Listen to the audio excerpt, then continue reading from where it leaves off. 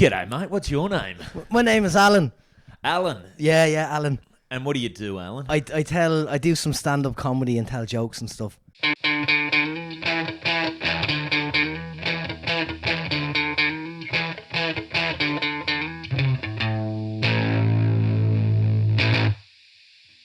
Hello, welcome back to another episode of Crowdworkcast. My name's Andrew Barnett. Thank you very much for joining me. If this episode sounds a bit different and looks a bit different, that's because I am currently coming to you from Auckland, New Zealand, where it has been raining all day today. But it's been a good little trip over here doing a few gigs. And to that end, today's guest, I thought, why not get a proper Kiwi comedian on while I'm here? And that's exactly what I've got. I've got a bloke by the name of Alan McElroy.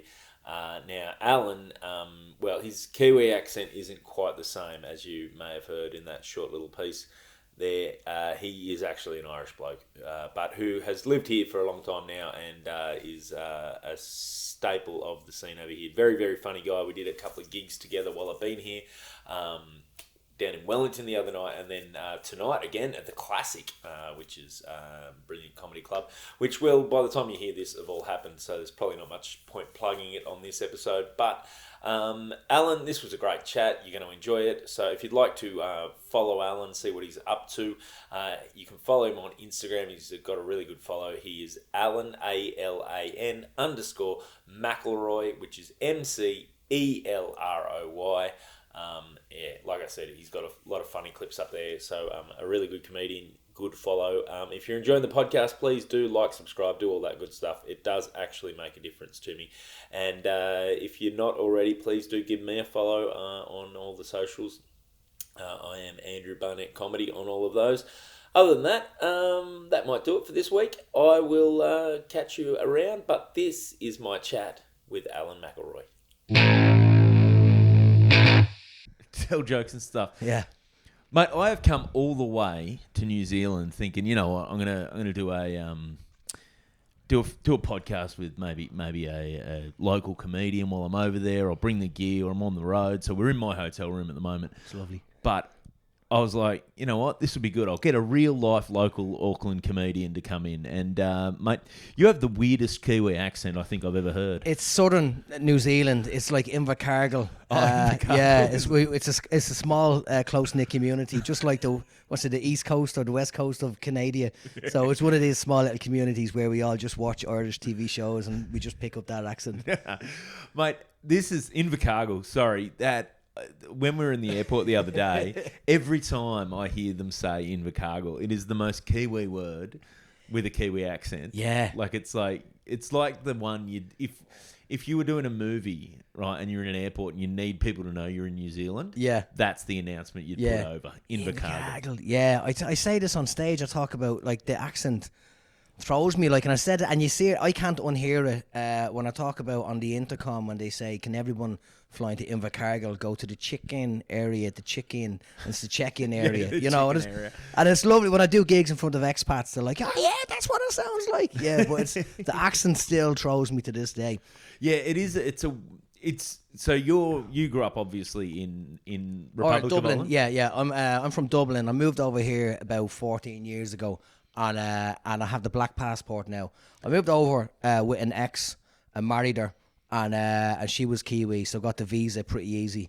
And we're no longer together, thank fuck. And but now I have the black passport. Now I can go to Australia and stuff. It's lovely. That's the black passport's is that one of the ones that's ranked pretty highly? You know, no, I think our one is. I think the Irish one is because really? Yeah, because since Brexit, all of a sudden everybody was digging up Irish grandparents so they could go through Europe and stuff. So all of a sudden, the Irish passport shot up the rankings. So did you get to keep the Irish, or did you have to choose? Yeah. I think in America it was one of the only places that does that. So I have two passports, but I don't know if I showed you this. I was flying over to do the Melbourne Comedy Festival last year. Yep. And anytime I went before COVID, I'd done Adelaide and then Melbourne. So I got my 6-month visa through whoever, right, through Dan Willis or whatever, when I did Adelaide. Yeah. So with lockdown, I completely forgot how to travel, and I forgot about visas and everything. So I turned up. I was due to gig that night, I think, or the following night, And I turned up to Auckland Airport, and they said, "Oh yeah, you can't get on this flight. You don't have a visa." I'm like, "What?" And then they said, "Yeah, you can't. You need a visa." I'm like, "Oh shit, how do you get a visa?" And he said it takes a few days. I'm like, "Fuck!" So I just did my citizenship. Never swore allegiance to the Queen or King or whatever. Fingers crossed. Just ramble other nonsense out, you know. And then. So then I applied for the passport, and it was $400. And in a panic, I just put in my comedy photograph, my comedy profile picture, thinking they won't accept this, but at least I can then do a real one, send it, and they'll fast track it. They accepted it, and I have the best passport. I'll dig the picture up on the phone and show you. Yeah, you showed me in the car. It's amazing. Yeah. You look confused. Yeah, because it's my comedy face. You know, your comedy posters, right? And it was all Photoshop. But I've done that before. I just remembered with my daughter when she was a baby, we couldn't get her head still. So there was always, you know, a baby. So we managed to take quick fire, boom, boom, boom, boom, boom, boom, boom. And there was one where her face was slightly off there. So you could see no ear. You couldn't see an ear, and you could see a bit of an ear. So I copied that ear and photoshopped it on that side, and they accepted it. But if you focus on that picture, if she straightened up her head, she'd have one ear a lot bigger than the other one.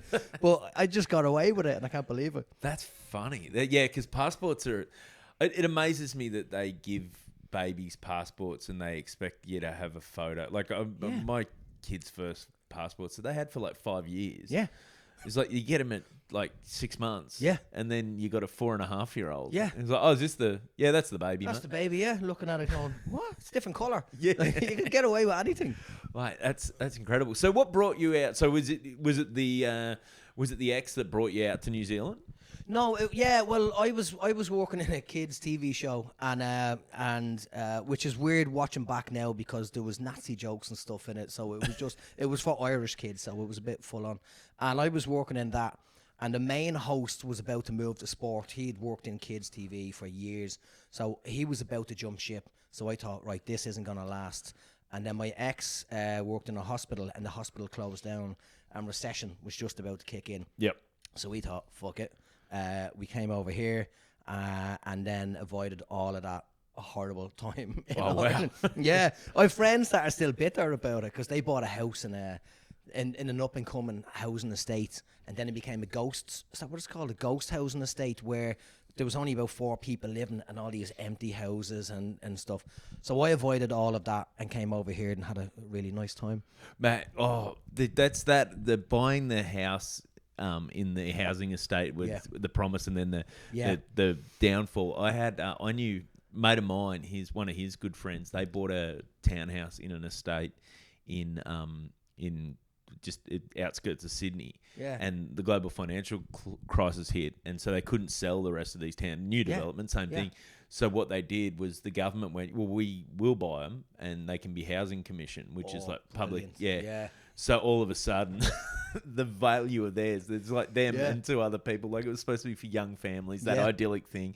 And now they said it was crazy how quickly it went. I can imagine, I can imagine how the estates turned, because where I'm from, I'm on this Facebook page and they show old adverts of the housing estates. Get this house in Whitehaven. And those housing estates are rough as fuck. So there would have been people that bought them houses, and then the social housing came in, and then lunatics turned up, just galloping horses around the garden. Like, it's mad. But even like my mate's house went straight to negative equity, and it wasn't even in Dublin. I think it was 2 counties over. That's how crazy Dublin was for house prices, where people had to buy a house like miles away and get a train in, an hour train in the morning. So they weren't just stuck in a ghost estate. They were stuck in the middle of nowhere. Like nowhere. And so I don't blame them for being bitter. That does sound like Sydney. There's a lot of people that commute an hour at least. Oh yeah, that's a proper city though. But now Dublin's not a proper city. Oh no, but Dublin is, but Sydney is one of them massive cities of the world. Dublin you can walk in a day. It's a small city, and then there's the suburbs that go out further. But we just have the one built up spot. Whereas I think Sydney will have a couple of built-up spots like that. Yeah, so Dublin is just that. It's a small European city. Small European city. Yeah, with windy roads and stuff. Because it was built a long time ago. It was built by Vikings, and then it's just all that which is great, but now it's full of puke because it became Temple Bar. A lot of those areas. From Australians visiting. I wouldn't even say Australians. Really? No, yous are known for getting work in the bars. Really? Yeah. So, but it's the stag parties and hen do's, the book parties, and they turn up to Dublin. You know, it was cheaper for us. This is insane. It was cheaper for us to fly Ryanair to the UK, to any city, and drink and stay in a hotel and come back home the next morning than it was to go for a night out in Dublin, right? So, yeah, it's crazy. That's insane. It is insane. And the prices are mental. But in England, we'd land and we'd just pick anywhere. Like, we didn't care where we went. It was all the same to us. And you say you go to Manchester and you walk into first of all, Ryanair lands early in the morning. You can't check in. Wetherspoons is open at 8 a.m. So you're in there straight away. Some of the bars had a spinning wheel and you walk up and you go, 2 pints of cider. And they go, spin the wheel, you get a free drink. I'm like, I'm okay, 2 points. Spin the wheel. For fuck's sake, spin the wheel, 4 free drinks. All right, thanks very much. Like, it's mad. He just couldn't sober up. But then the opposite, you have the English coming over to Ireland and they can't get over how expensive it is, and especially with the exchange rate. So, but they do manage to get absolutely annihilated, and they're just rivers of puke through Temple Bar if you're walking by in the morning. It's fucking horrible.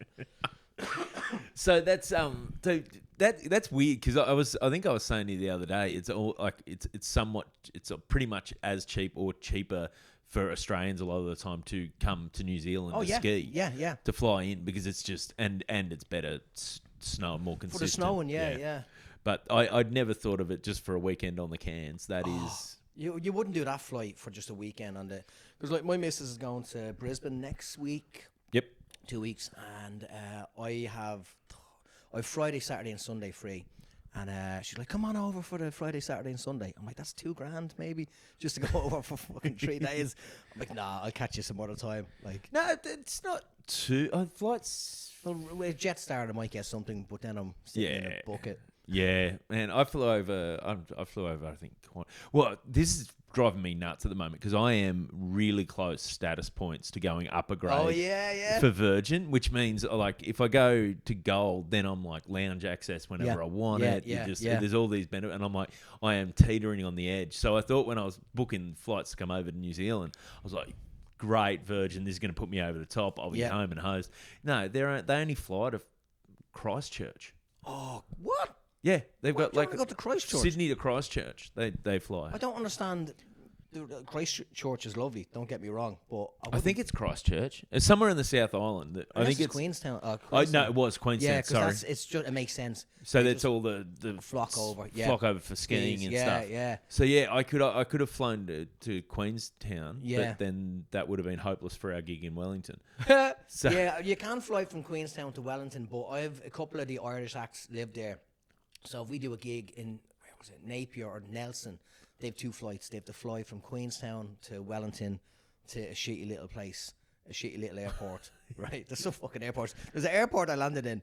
I couldn't believe it. And, you land in, you go, first of all, is there Uber in this city? And you go, Uber, okay, there's no Uber. Where am I going? Palmerston North. You could walk from the airport to the city. It was a 20-minute walk. I was like, this is insane. And I loved it. It was a sunny day and everyone slags off that town. I was like, this is gorgeous. And I went on stage that night and I said it. I goes, I don't understand what you're talking about. This is a stunning place. Stunning, gorgeous. And they're all looking at me like I'm weird. And then the next day it rained and then I got it. I went, oh, this is pretty grim. Well, that was so I landed in Wellington and met you and Nick Ratto at the airport there, and we had a gig that night in Wellington. And it was the most gorgeous sunshine. Yeah. And it was dead still. Yeah. And I was like, this magic. And Nick just said, this isn't what it's like. Nah, it's not. And I've been there. They say Wellington is great on a good day or whatever it is. And I've been there on warm days and it is lovely. But I've been there on fucking grim days. And the wind is baiting you. And the plane can't land properly. I can't remember what it comes in sideways, I think it is. And I was there doing a fringe festival, and at this stage all the crusties had taken over Parliament. They set up all the, what are they called? anti-vaxxers and stuff like that. Oh, yeah. And they took over. They set up campsite in Parliament, and they were all over the place. So it was windy, rainy. It was horrible. I did my gig. I remember I was walking back. It was a really good gig, walking back with my girlfriend. And I swear this fella just hopped out of a bin like Oscar the Grouch. I don't know where he came from. And he just shouts, bro. I'm like, what? He goes, are you going back to the Beehive? I'm like, I'm not one of you. I'm like, shit, I need a shave and a wash. I didn't realise. I just looked like every other crusty. I just mixed right in with them. That's that gut check moment of, okay, maybe I need to have a think about my look. Yeah, I need to sort my shit out. And my girlfriend is gorgeous, but I don't think she's being honest with me. She's like, you look well. Okay, thanks very much. You look well. Yeah, you look well. Well's an interesting compliment. Yeah, isn't you look well. Yeah, well, thanks, love. But yeah, Wellington, and that was a horrible time with the weather, and it was grim. But yeah, when we were there, it was quite nice. Yeah, it was magic. Yeah. That landing that after, because it is known for the wind. Yeah. And it was perfect sunshine and just not a breath of wind. So it was nice. It's just the green. It looked all very calm. And it was just cold. That was it. Yeah. I'm just not used to that cold. And no. But other than that, it was fine. It was lovely. And we stayed in a nice Airbnb with underfloor heating. Yeah. In the bathroom. bathrooms. Oh, I pissed more than I had to piss. I just kept going in. Yeah. It was warmer in there. Feet are cold in bed. might go take a piss. Well, I think the bed was like something a granny died on. It was a really old sort of bed, and on old blankets and stuff. And there was a smell of like a perfumey smell from the pillows, like they and then walked away. So and it was freezing, but the bathroom was lovely. Oh, that was a good little trip and gig. So you're based in Auckland now? I'm based in Auckland. I used to just go over to Aussie a couple of times a year, and then just try and gig. I used to run gigs around Auckland, and then start running gigs around the country, and then start running the Irish and Scottish shows. So we just travel around and go to all of these insane places, and it's great. I love it. That's so. Is there because I don't know New Zealand's geography that well.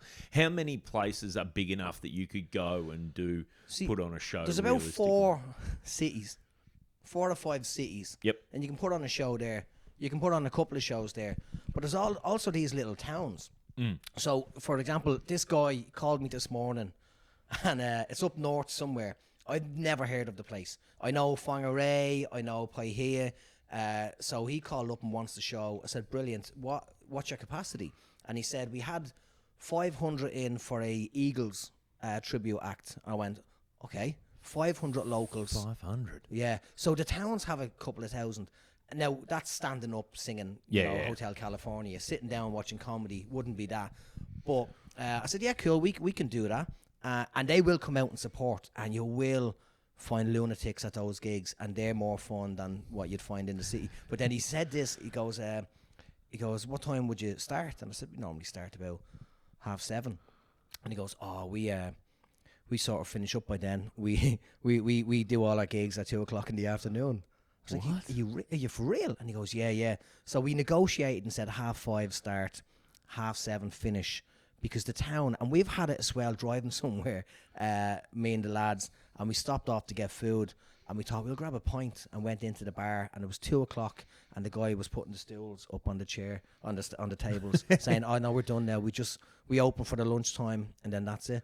And the whole town is dead afterwards. Wow. Yeah, it's obviously from Ireland, there's pubs everywhere, and there's atmosphere everywhere. So so this gig, he wants us to do it 5:00 in the afternoon. That's bizarre. Yeah. I remember years ago on just a little family holiday, we were in Tasmania, and it was a similar thing. We're driving sort of up the east coast from where we'd been staying at a little holiday shack that relatives of my wife's had, and we were driving back up to their place, and we were getting to Launceston sort of that night. And so we're just driving, we're going, we'll stop somewhere along the way to have dinner. And the amount of places we pull in, and like, oh no, we're not serving dinner. Yeah, it's almost 7:00. Yeah, like, what are we doing? There's that as well. And we stopped off in Hamilton, and we're looking for food, and nowhere was open. We walked into a bar. Can we get food? And she goes, oh, we just don't have a chef. There's no staff. but you can get chips. I'm like, I'm not eating fucking chips. And then even walking down Ponsonby one day with one of the other comedians that was over for the festival, he's like, is there nowhere open here? I goes, no, it's hard to find places that are open. So they either open late or close early. It's hard to find, which is why you end up just eating pies and sausage rolls. Yeah, that's your diet here. Well, McDonald's. man, where I'm staying, where we are now, I said to Nick last night, because he booked this place for me. Oh yeah. I said to him, I went for a bit of a wander around yesterday to explore, and I thought got to lunchtime. I thought I'll just get a salad sandwich or something, and I'm looking around. I'm like, oh no, there's a by the sliced pizza place. There's a kebab shop. There's another kebab shop. There's another by the, and I'm like, oh man, no, I'm right in the thick of this. There's no way I'm not eating shit later on the way home from my gig. And you have the white lady somewhere here. The big burger van, the big sandwich van is here for generations. Oh really? It used to park outside here, but I think they got moved somewhere, council.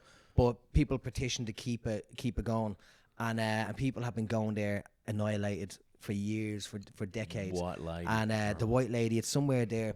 A lot of kebab places. But this used to be worse. Now, they have that hotel, this what's it called? I don't know how to pronounce that. It's just straight across there. It's and it looks like a forward, like a backslash. Yeah, have that. That's fairly new. And a couple of decent places now. But before that was there was a liquor store on the corner of this street or the next street over. And it was like flies to a light, moths to a light. All the crazies just sort of swarmed in this area, and this area was rough as fuck. And apparently, so when I first moved here, and that was a shortcut behind you, was a shortcut to the Classic from where I lived, and there was the prostitutes hanging out, which is fine, but they were missing bits, you know. Oh no! And teeth fucking missing and stuff, and it was just a dodgy area. But now they're cleaning it up. I don't know where those beautiful toothless ladies are gone now. Well, I'm sure they're somewhere. I haven't popped in, but there is a strip club directly across the road. Mermaids, yeah. Mermaids. I think when I got married here, and I don't go to strip clubs. Mermaids? Yeah, Mermaids. No, I was dragged there. I think it was there, and I've never really been into strip clubs because I had either an attractive girlfriend or I was okay. I did okay. Yeah. But weirdly enough, before I got into comedy and I was thinking about it, my mate in Barcelona dragged me to a place. He went off for a private dance, and I sat there looking at a girl on stage doing a dance with all these lecherous fuckers throwing shit at her. And I thought, if she can do that, surely I can stand on stage for 10 minutes and talk shit. So they kind of helped. But I remember being brought there, and first of all, my dad just wanted to play pool. And one of the ladies was like, I'll play pool with you for $50. He's like, no, I just want to play pool. I don't want a sexy pool. I just want a game of pool. So he's like, they charged me $50 to play pool. And then I was dragged up on stage for the embarrassing bit, right? But I don't care. So they dragged me up and they took my belt off and put it around my neck and paraded me around, right? I forgot there was a hole in my boxer shorts, right? I just never checked. So my balls were hanging out. The lads couldn't stop laughing. My balls are hanging out. And then they tried to give me a shot from the boobs, but she didn't have big boobs. So it was a shot of tequila that trickled down my throat. It was fucking disgusting. And that's my only experience. But I think I made $1 tip, a couple of dollars, $5 off one of the Indian fellas that was sitting at the side. He was loving it. Nice. Yeah, that was nice, but it was just a weird experience. Yeah, I don't. I've never really been a strip club guy either. Yeah, I don't know. It's not for me. Like, and then even we were in where was it? Tauranga, right? I don't even know how there's a strip club there. And we were dragged in afterwards by the bouncer of the venue. And I'm talking to him, blah, blah, blah. And the lady comes over and waves a big bum in his face, right? Yep. And he's just like, gives her money, $20. And she walked away. And then she came over to me, did the same thing. And I thought, was that the going rate to pay a bitch to get away from you? So, here's that money, go away somewhere else, right? And then he's like, what did you give her 20 for? I said, you gave her 20. He goes, I thought that was 5. No. Like, can I have me change, please? Like, it wasn't sexy. It was just annoying. I could have, can you move that? Just trying to talk. Yeah. Yeah, that's, I don't know. Some people are into it. I don't really care either way, but it's just never something that would occur to me on a night out. Yeah. Oh, to do. Never. I am much more likely to be sucked into one of these kebab shops. Yeah. Late at night. Like, even I'll suss out everywhere I go. I'll suss out a kebab shop and a bar where I can have one last quiet drink before I go. There's a sports bar around there, and Right Track. Yeah. The Ashes starts tonight. Oh yeah. So I've literally worked out the way I walk to to the classic and back. Yeah. And I'm like, beautiful. I can stop in there for a beer and watch a half hour of cricket. The best place to watch it. Yeah. That's a great. I used to run events there. There are a couple of other hidden bars. You won't get it in the Irish pub, but that's a great spot, and they serve like proper pints and weird food and stuff. And you have the I don't know if you're into all that, the pokies and. Yeah, no, I'm not that's the other thing. I don't really gamble much. I'm such a basic creature. I eat too much and I drink. Yeah, that's all you need. Yeah. Some of the lads on this Irish tour, like they're betting on fake dogs. Yeah, I know. That's the one I don't get. Like, don't get me wrong. I got mates who are way into it, but I don't want, like, they follow the form of horses. Yeah. Like, I don't want a hobby that's that much homework. I don't like homework. Yeah. You know what I mean? It's not fun. Like, the only thing I will gamble on is when TAB gives me $5 free, and I'll just bet it on. I'll pick 10 football games, soccer games, boom, and just pick who wins, and that's it. And if that makes money, then I'm fine and I'm happy. If it doesn't, it's not my money. And that's it. And it's worked a couple of times, so there's $160 in that account. Yeah, but I don't care. I was in a betting little group with these guys. These two guys I'm mates with on Instagram, and they were all Newcastle Knights fans in the rugby league. Yeah. And then one of them started finding these horses named Barney, and they bet on them, and I was like, I better start. Yeah. Like betting on them too. So I just opened a little like sports bet account and just put like $5 here and there. Yeah. And that got up to like $800 at one stage. It's I was mad. like, hey, and then you think this is easy because the lads that were betting on fake dogs, they were like, I could quit my job now. I doubled my money, but you only hear about them winning, but I just don't understand it. But it takes over. Like, we're driving between towns, cities, villages, whatever they're called, and when they're out of Wi-Fi, you go, oh, for fuck, there's no fucking signal, so they can't see the result and they're freaking out. And I go, if that was me, if I was that panicky about no Wi-Fi because of a fake horse or a fake dog, you got to see someone about that, Yeah, and that's the thing. Like, I don't mind it, but it's nothing that would ever occur to me just to do. Like, if I'm with a bunch of blokes and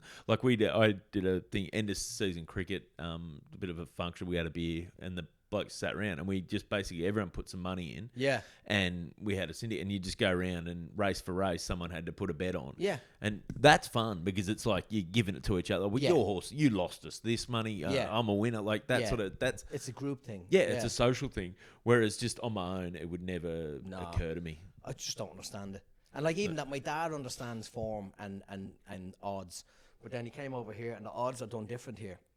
So then he had to go off and study the odds here. And that was a whole day for him, just sitting there. I'm like, you're on holidays. What are you doing? He's like, I have to figure this out. Some people have Sudoku. Yeah. Your old man. There's a guy he's in Melbourne now, Sam Taunton. He's on the project now. But he had this great bit about those old blokes. I don't think he'll mind me burning his bit on this, but he had this great bit about these old blokes that can't use an iPhone, can't work technology, but the same old bloke put him in front of the TAB machine, and he's like, it's like he's inside the Matrix. Yeah, all of that stuff. Like, my dad, he's not too bad. He's one of these fellas that is like, he gets a dodgy box, like a Cody box or whatever. And whenever I was home, he goes, I'll show you this. Name a show, any show. I'm like, Stranger Things. And he goes, right, got you. You get all this stuff, anything you want on this. And nothing worked. He's like, oh, for fuck's sake, just give me an hour, right? And then he's off. He's up to the attic. The computer's in the attic, a big fucking computer. He's on Reddit, whatever. He's on the forums. I'm like, Jesus, Dad, just relax. I don't need to see it. It's fine. Yeah, just or just pay for Netflix. Just pay whatever. for Netflix, yeah. My sister pays for all of us. Yeah, oh, mate, I that's the thing too. Like, you hear about all these people, the people that have just a hack for everything. Mate, you don't want to pay full price. You don't want to do that. But then when you get into what they're doing, it's so much more effort than just going, okay, it's $12 a month. It's not worth it. I'm either going to watch it or I'm not. Yeah. Like, it's $12 a month. And that's it. Like, trying to watch a football game illegally, you miss the first half and you're stressed out. So by the time I'm watching the game and my lady wakes up and comes down, she goes, "You okay?" I'm like, "No, it's not fun. It's just not fun anymore. It needs to be easy." Yeah, I just need to click it, watch it, that's it, and then go back to bed. Yeah. Yeah, well, because they're supposed to be leisure activities. They're not supposed to be but you're trying to stress. fucking hack everything. I'm like, it's not worth it. Oh, you need a VPN. Oh God, stop. I think I'm paying for a VPN without even using it. I don't know what. I just I've got a VPN which I use for things like this. Like I'm on the Wi-Fi here, Oh yeah. and I'm like, I don't need this. Like I have no idea who's running the Wi-Fi in this Oh joint. yeah. So, That's true. mate, I'm convinced. I went to the little supermarket down the road and the one next to the liquor store next door just to get a 6-pack. Oh yeah. And it was it's called is Liquor Spot. Yeah. Which is, I don't know what is means, but I think it's like when the Nazis took the swastika. I think it used to mean something else. Yeah. And then ISIS took it. So then they're just like, oh, let's put a space in the middle of it. We don't want to change the business name completely. Yeah. But so I went in there, but both that and the little place next door, like it's not the most reputable looking joints. Yeah. And neither of them do pay wave. They want you. So I'm convinced my cards have been skimmed. Oh, yeah. Like the first time I put it in, he goes, oh, no, you got to swipe it, then put. I'm like, mate, this is, you've Show me that. You just have it. It's made out of Lego. Yeah. The fucking EPOS machine. You're definitely stealing my details. I had it before. Now, I know, I think brothels are legal here, but there's a place near me and there's I knew there's a halfway house beside me and I'm aware of the halfway house. I know that. I've seen the people. But my building manager was explaining something one day and he goes, and then that brothel behind us. And I went, you what, a brothel behind us? I didn't know there was a brothel. So there's a row of shops behind where we live. And in fairness, when I looked at it, there's rickety stairs up, there's a chair outside and a Tongan flag for whatever reason, right? And that's there. And then I backtracked, right? To last time I got a haircut years ago. I remember someone said there's a really good barber's here. Now I know who the barber is now. He's my mate. He's to the right, but I turned left and I went into the place and I said to the guy, I just need a short sides, blend it, whatever. And then he goes, you're going bald. I was like, what the fuck? I've never had a barber say that to me, right? And he goes, I'll give you what I have. And he had this fucking gel back shit. And I was like, oh, okay. And then I was afraid. And he brushed my hair so hard with a hairbrush. He cut me, and I'm still scarred there now. Holy shit. So blood is coming down, and he's wiping it with his finger, trying to tell me that I'm not bleeding. And I can see it in the mirror that I'm bleeding. I goes, I can see the blood. He goes, no, you're not bleeding. And he continued to give me this weird haircut. And I hated it. And then he showed me the mirror, and of course I said it was lovely. Yeah. You happy? Oh, What did he yeah. say? And then I went to pay, and he said, oh, we don't have EPOS. You have to pay cash only. And I never clocked it. And he goes, go to an ATM and come back with cash. And I ran. I just went home. I never went back. But it's only after when the building manager said, oh, there's a brothel there. I went, I'm the only person ever to get a haircut in that place. That must have been a front for the brothel. He's like, fuck, I knew this would happen one day. Some idiot would come in here looking for a haircut. No one I goes don't know. in there. Man, I remember getting a haircut at there was this I don't know, it might still be there, at Central Station in Sydney, at the train station, just in the little row of shops sort of as you exit over towards Ultimo, and they'd like do $5 haircuts. And it was like, you beauty, how bad can a haircut be? I got nothing, $5. Anyway, this lady, I went in and I was like, okay, I'll just sit down. And this lady didn't speak a lot of English. And I'm like, I started to get sus that maybe they weren't using proper trained hairdressers when she started at the top. like I've had a lot of haircuts that not once have they ever started at the top. No. They just work their way down. A little tonsure, a little monk's haircut. Yeah. I'm like, what are you doing? She's just like, start with this and then and I'm like, oh man, no, I've never seen this. And I got away with it. It wasn't Yeah, but that's mad. $5 though. Yeah, I know. There was one I don't think I ever went to it, but it's in the area where I grew up, and you just reminded me, and I need to write it down before I go home. Yeah, I want to hear about the area you grew up because you were telling some stories. Oh, yeah. The barber's was called Sweeney Todd's. Now, we didn't know what Sweeney Todd's was, but my mother brought us to she brought us to a hairdresser's where she goes.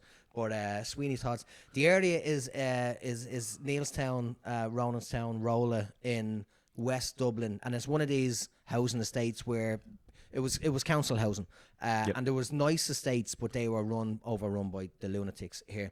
I can't remember what I told you the other night. There was the two lads from Africa that had a puma, I think it was, and they'd walk it at night time. Yes. And and it's weird when I don't tell a lot of people these stories. But when I do, I have to text my brother and go, am I making this up? And he goes, no, that's 100%. So they had a puma they used to walk at. They used to walk at night Walking time. any cat is bizarre. But at puma. night time. Yeah, a puma. That's the black one, isn't it? Yeah. Yeah. At night time. Mad. So there was. I don't even know where to start on the area. It was just a mad. It's just a mad place. But we didn't know because we grew up there, so we just didn't know until you move away. It's funny that when you're a kid, your house is normal and your barometer for normal is everything that goes on in your little world. Yeah. And it's not till the first time you have a sleepover at a friend's place and you realise, oh, not every family nice. does this. Yeah. Oh, wow, they've got pajamas. They've got yeah. Like, and they got, underfloor heating. They've got, it's like, I remember there was people doing heroin in the garden. And my dad went out. I remember. I'll tell you this in a second. People were doing heroin in the garden, and my dad just kindly walked out and said, "Lads, can you move?" And they apologised and moved around the corner. Like there was my dad had a truck at one stage, and there was a drunk fella banging on the door because he thought his horses were locked up inside. It's his son who we thought was our dead brother as well. My mother told us that we had a brother and she killed him and buried him in the garden, and then we found bones in the garden, and we chased this guy called James. And his name was James White, but his nickname was Jay Blue. I never understand that. And we chased him with a bag of bones from dead dogs in the garden. But it was his dad. I thought his horses were in the truck. There was loads of mad stuff happening all over the place. But I just remember this the other night. And I don't even know if it's funny. I don't even know if it's nice. But there was a fella, a mobile news agent. He'd drive around in a van. That's a job that doesn't exist anymore. Yeah, I know. It's crazy. And his name was Mr. Melon. And it was nothing got to do with the fruit. That was just his name. But he was called the Melon Man. And we're like, does he have melons? Right? It was stupid. Anyway, he parked outside the garden once, and he came into the thing. And lads jumped in his thing and then stole it and joyrided it around the field and stuff. But here's a story, and this is mad. His wife chopped her finger off trying to take something out of a Flymo lawnmower, right? The little thing, right? Chopped it off. Sorry, I shouldn't be laughing at that. No, but that's... I know, and I feel bad telling this because I told someone this years ago and they laughed a lot and they said, you can't tell people this. But I thought about it the other night and I went, it is kind of funny. So she chopped her finger off, but they saved it. She went to hospital, got it put back on, and she had this little weird, like, leather glove that only covered this finger, right? Yep. And I went around there. And like an archer. Yeah, one of them, right? Oh, God. So she knocked on the door to our house, and we were late opening the door. So as she was walking out of the garden, we opened and said, "Hi, Mrs. Mellon." And she turned around as she was walking, and she tripped over the little bit that the gate sticks in, this little bit, and she fucking broke her finger again. On the finger. And that's me going off the hospital. Of all the fingers. I know, and I'm like, oh my God. And I just remember that the other night. Because the area, there was, there's a Catholic church, and they tried to do the collection. So they'd send these, like, bossy fucking, knocking on the doors, church collection. And if you didn't chip in, they'd bitch about you or whatever. They don't play by so the you don't God's even rule. so here church collection is in the plate at church. They actually go door to door to They get... did that. Now, we weren't religious. We didn't go to church, but it was frowned upon if you didn't, you were looked cheap or whatever. I can't remember the way it was, but my man never wanted to pay, and they'd knock on the door, church collection, and then my man would go, just tell him I'm not here. And we'd open the door and go, she said she's not here. And my man's like, you fucking idiots, right, and go out and pay. So it was just a mad area. I'm trying to think of other stuff. There was always stuff happening. It was mad. Oh, I told you, yeah. So you asked about the girl that you used to fancy. That's where this chat came from the other night. Yeah. So there was a girl in my class, and I fancied her, and her name was Sandra. I think she was kept back a few years, and I remember because we went to her dad's funeral because her dad got mowed down outside the garden. Then there was another funeral because someone stabbed someone with a samurai sword, right? Jesus. Which you can get in Spain. So you go to Spain, you come back with a samurai sword. Wow. But This is pre-EU days too, I'm imagining. How old am I? Yeah, 80, probably just before 90. Yeah. So 88. So, and I remember because I fancied her so much, she was cycling by on a bike, and I called her. And I didn't know what to say, so I pushed her into a wall. because I'm a dickhead. All fellas are dickheads at that age. So then our brother chased me. I was fast at the time, so he never caught me. And then I couldn't go. I couldn't walk that way to school for like 2-3 years. I had to walk this long way because wherever his name was, he wanted to kick the shit out of me, and he would have, and he probably would have killed me. So I had to go the fucking long way. And all you did was push the girl you I fancy. loved her, but it was weird because I told you this as well, right? Her and another girl, I think her name was Tracy. My mother used to do those summer parties that I told you about, like peaches and cream, not sex parties, but dildo parties and like Tupperware parties for sex toys. Tupperware parties for sex toys. Yeah. Your mum used to do that. She used to do that to earn some extra money. Yep. And all the women from the street and the aunties and lady cousins would come around to the house. And we weren't allowed to be involved, obviously. And you'd hear all giggling and stuff. Sales probably not the same if you got a couple of young boys sitting in the corner. No, having a look, right? And you can hear all the mad stuff that was going on. And we tried to look in over the window a few times, and but that was it. But with one of the dildo bags was the perfect size for a sandwich. So she used to pack our lunch in this little Ann Summers bag. And the Ann Summers logo is like the Apple logo, but the teeth mark, there's a bite taken out of an apple, but it has teeth marks because that's sexy. Yeah. And that was our lunch. And Sandra and this other girl, Tracy, they knew exactly what it was. And they were slagging me off about stuff I didn't understand, like, oh, dildos. Oh, I didn't know what a fucking dildo was. I'm like, oh yeah, whatever. But they were ripping the shit out of me in school. They shouldn't have known what it is to begin with. How's your teacher? Like that is an awkward moment for the teacher must have known. The teacher must have known. Because the teacher would, but that's also an admission, knowing. Do you know what I mean? Yeah, yeah. Why? Like, can we have a meeting? It's about the sandwich bags. Yeah. What, you in the market, are you? Oh, yeah. I can sort you out. What size do you want? Because she said we did find toys as a kid. And it's funny, me and my brother, when we talk now, we have this backstory of stuff that we found. Like, we found our sex bag when we were kids. Oh, I shouldn't tell this. We found our sex bag, and we didn't know what it was, right? And then my next door neighbour, Jamie, the guy who I said used to put razor blades in apples and try and kill my dog, he I love this as just an aside. Yeah, the guy that just used to try to kill the dog. Yeah, he tried to kill the dog. He used to sit behind a wall when my mother was putting out the washing, and he'd go, "You're a cunt. You're a cunt." He was evil. He was horrible. Like, he reminded, my dad called him the guy out of Damien. He called him Damien out of The Omen. Oh, he said he's just an evil kid. And like that, we don't know what happened to him. But their dad used to come back from England quite often, and we found all my dad's condoms. And we didn't know what a condom was. All we knew that these were good elastics, and there was this rubber bit that we had to get rid of. So we ripped off the rubber bits, threw it in the garden, and we made slingshots and chased each other with slingshots. So then what was his name? Ronnie? No. I can't remember his name, but the dad came home and just found condoms all over the garden and went ballistic. I don't know what happened, but we just had gats. That's all we wanted to do, was shoot each other with elastics. There was that. We found the sex toys and stuff like that. Didn't know what that was. And then I remember when I got a girlfriend when I was 18, 19, and I don't know why I showed her the sex bag when my parents were gone away, and she knew about it and stuff. And then one day she was staying over, my parents were away, and she calls me, and I'm like, yeah. She goes, have a look at this. And I look up the stairs, and she's wearing my mother's lingerie. And I went, Caroline, this isn't going to work out. No. This is wrong. And I don't know on what planet she thought that was going to work. Yeah. Like, that's just wrong. That's not going to happen. Oh, no. Yeah. That's way to ruin lingerie for a man.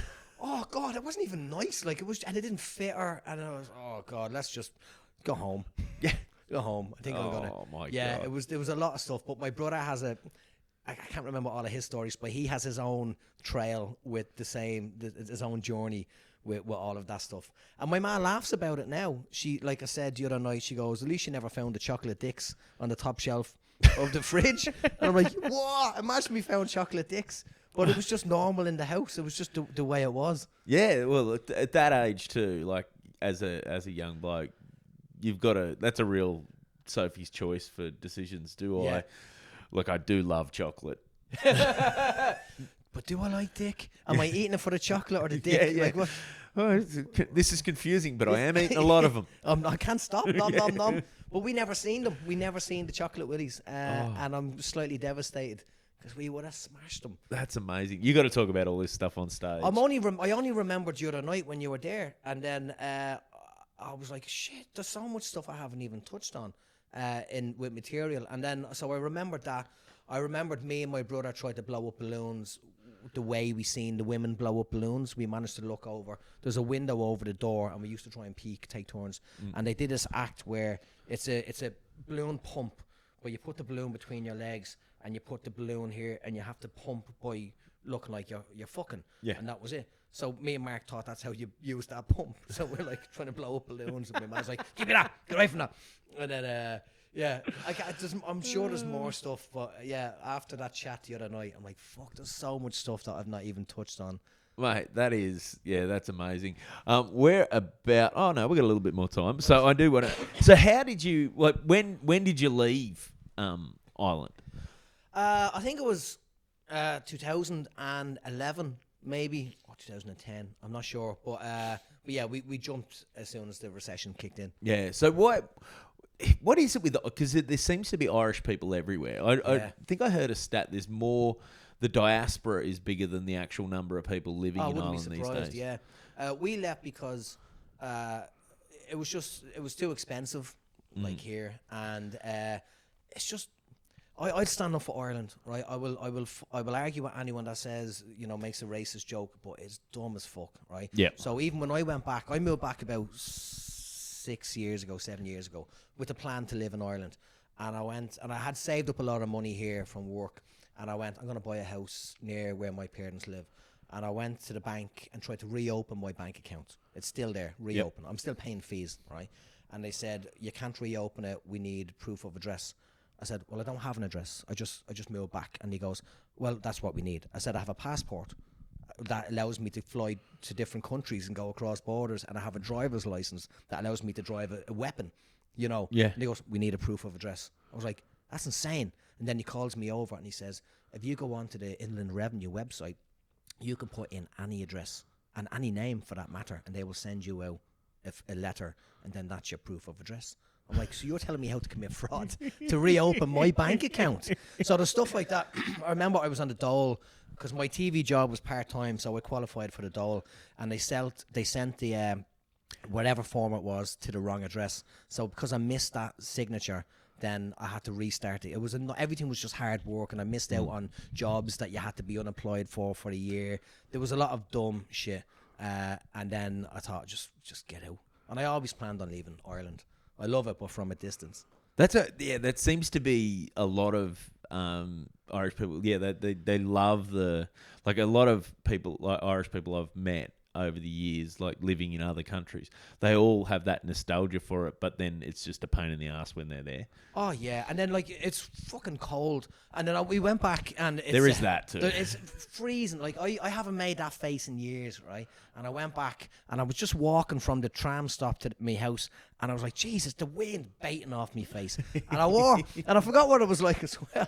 I had a white puffer jacket for whatever, like E17. It was so cheap. I went in and bought, I'm going to buy this, a little bobble hat, little gloves, and I was walking and I was loving it, right? Tell me you had the high beanie. Oh, I had it up there, yeah. I was walking and I was so happy in me new clothes, walking, right, down this dual carriageway and the pathway. And a car with lads just pulled over and just goes, faggot!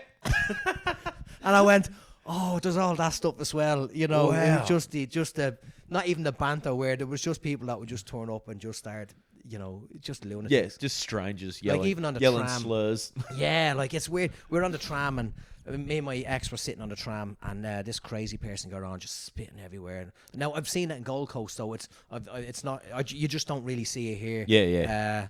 Or maybe you do, but we're sitting on a tram and we're like, we just thought we were watching Netflix or something. We're like, that's never going to get as far as here. And then you got really close, and then the tram has these big security guards from Eastern Europe that you don't mess with. They're like a SWAT team, and they just come in and took them away. I was like, shit. So when I used to live in Dublin, I'd carry my keys between my fingers, right? Walking around certain parts. Yeah, we used to live in the city. It was dodgy. The parts that we lived was dodgy. Nothing ever happened. Or did it? No, nothing, except when I was a kid. Nothing really happened. But then living here, it felt... Now, there are crazy people, and during the lockdown, they all came out everywhere and took over the main street. But I've been living here for so long that I just got so used to it being safe. Yeah. You know, and then when I went back to Ireland and I was walking through some place and I went, oh shit, this is dodgy. I forgot how dodgy some places were. So the keys were back out between the fingers. Bloody hell. But it's not everywhere. It's not where the tourists go. It just happened to be where we lived and we went to some places. It's and not, even not where the tourists go, just where I live. just where we lived. Yeah, it was a lovely place. Like, it was an old, like, what was his name? George Bernard Shaw's old house was across the way, and that was like a museum. And they were lovely old Georgian houses, but it was just rough as fuck. Like, it was just mad. And my dad, even when we went back last time in November for my brother's wedding, my dad said to my girlfriend, do you want to see where we grew up? And she goes, yeah. And we drove, and it was like a safari. Like, we're driving, and he's like, that's the house. Don't leave the windows up. That's the house where we lived, and that's where this happened and that happened. And we have all these stupid stories of being a kid. Like, with Mark, we're playing hide and seek. This comes up every year. I wasn't allowed to tell this at the wedding. I wasn't allowed to speak at the wedding, to be honest. But I would have told this story. We were playing hide and seek, called Kick the Can. So there was there was a tree that was burnt out, right? Yep. Someone burnt out a tree. This whole tree, and the people came and took the rest of the tree away. So there was this ruin of a tree, and we were playing hide and seek. And then it was dinner time, and all the parents came out one at a time. Dinner, whistle, and people just went in for dinner about 6 o'clock, 5 o'clock. And then Mark had the best hiding spot, and there was a girl, Charlene McElroy, the only good-looking girl on the road, and she was the one trying to find people, but she didn't go in. She just waited to see where Mark was and see Mark crawl out of this tree, and she went, "That's where he was. That's why we couldn't find him." So then we went in, we're having dinner. And there's a knock on the door, and it's Charlene McElroy with Mark's shitty underpants. He was so committed to hiding behind that tree that he shot himself in behind the tree, went to his house, and left his underpants. And if I was allowed to tell a speech at the wedding, that's the speech I would have told and said, "This shows how committed Mark is to something." Yeah. You know what I mean? So Once you he got makes a good a decision. man. Yeah. He's with you for life. That would be a perfect story for a wedding. I can't believe they wouldn't let you. Oh, they just would. They didn't. Like, I said this on stage the other night. Like, when I walked into the church, the mother-in-law, no, we got on great. She was lovely. She came over to me and said, "I heard all about you. I heard you're mental." I was like, "I'm not. I did weird shit when I was a kid, but they just won't let it go, right?" So it was like, when I went back, I went to wash some clothes, and my mom's like, "Get away from the fucking washing machine." I'm like, "Why? You broke it last time." I was like, "That's 25 years ago, Ma. I'm an adult now." And then the neighbours were like, "Last time I saw you, you were jumping off into a swim." I was like, "Jesus Christ, I can't." And anyway, so I was at the wedding, and then, but then this, I cannot. I try and make my dad laugh, and he makes me laugh as well. I'll tell you two little quick stories. So he was over here for Holly's, my daughter's Holy Communion, and we were sitting in the church in Tauranga. And there was 80 kids making their confirmation, and the priest was up Bible bashing. He's like, "You have to stay away from drugs, stay away from heavy drinking." I don't know why it was specifically heavy drinking. "Stay away from greed, stay away from anger." And then he said, "Stay away from orgies," right? And you could hear, yeah, I swear, and you could hear the whole church. Do you know, in a game of soccer, when someone handles the ball and you hear the crowd go, "Handball, handball," you hear them all say it. All you could hear was orgies. And my dad leaned over and said, "Jesus, they've nothing to look forward to now, do they?" Right? And that's it. So we try and make each other laugh in weird situations. So I'm sitting there in the church. I'm in the church in Donegal, in Muff, Donegal, and then the priest comes over, shakes my father's hand, and my nephew Toig is sat beside my father, and I think he's autistic, so he's afraid of people. So when the priest went to shake his hand and he didn't budge, then he did that for the kid, and the kid didn't budge. I knew my dad was listening to me, and I just goes, "I'll fist your father," right? And then this time, right? Just to make my dad laugh, and then my sister punched me in the back, and she goes, "That's why you're not allowed to talk to people." Fucking dickhead. Well, I'm glad you talked to me. Thanks very much for doing this, mate. Pleasure. Now, before we finish up, anything you want to promote? Where can people find you online? That sort of stuff. Instagram Al_McElroy. McElroy. Yes. McElroy. Alan McElroy comedian on Facebook. TikTok I think it's Al McElroy, and then I think we are going to be bringing the Irish and Scottish show over to Australia because it's gone so well here. So we're planning in the early stages of planning to get over for that. We got plenty of Irish and I've seen them. Scottish Yeah, I've seen them. expats, so Yeah. I'm sure that'll sell well. Now McElroy McElroy though? How's that spelled? McElroy, McElroy. Not like the golfer, McElroy, like Chef from South Park. He's Chef McElroy. Is he? Yeah. It's a weird name. I think there's some connection to slaves, so I don't really want to get into it too far. Because there's a movie where Samuel L. Jackson, his surname was McElroy in the movie as well. So I don't know if that's. I don't know. But I'm not a slave owner. Yes. I just want to say that now. I shouldn't have said any of Just that. not really. definitely not doing Ancestry.com. No, I'm not going near that. It's it's ALAN and McElroy. Boom, that's it. Beautiful. Easy. Yeah. Well, Al, thanks very much for doing this. Pleasure, mate. man. Absolute Cheers. pleasure.